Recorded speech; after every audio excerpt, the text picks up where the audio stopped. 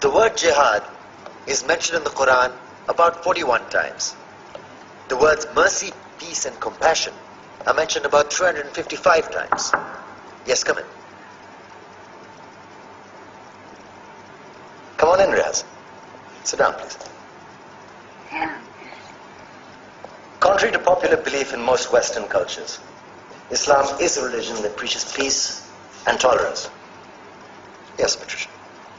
If Islam truly is a religion that preaches peace, then how come the world's most troubled spots, the West Bank, Afghanistan, Pakistan, Iraq, they're all plagued with Islamic terrorism? Well, that depends on your definition of terrorism. Some might argue that the U.S. invasions of countries like Iraq and Afghanistan are also acts of terrorism. No, those were acts of war to get rid of despotic regimes. Or a means of getting at a country's oil.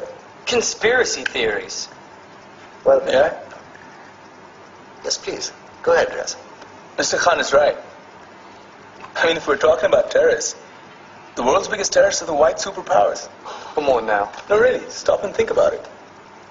Explain 9/11. Okay. Do you know how many people died in the Twin Towers strike?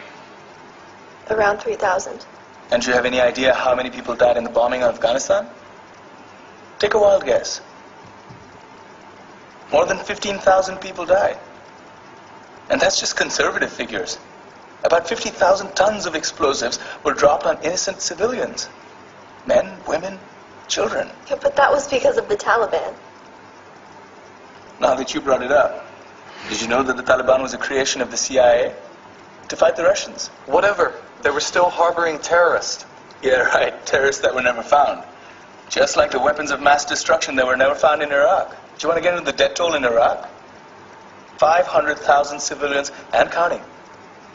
And what do Britain and America say when they don't find these weapons?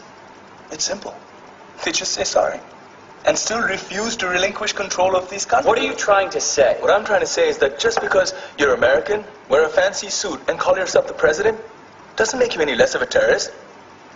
I'm saying that if you don't stop meddling in other people's countries, you will face a backlash. If Muslims like you feel that way, then why don't you get out of our country?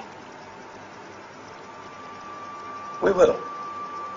As soon as you promise to leave ours.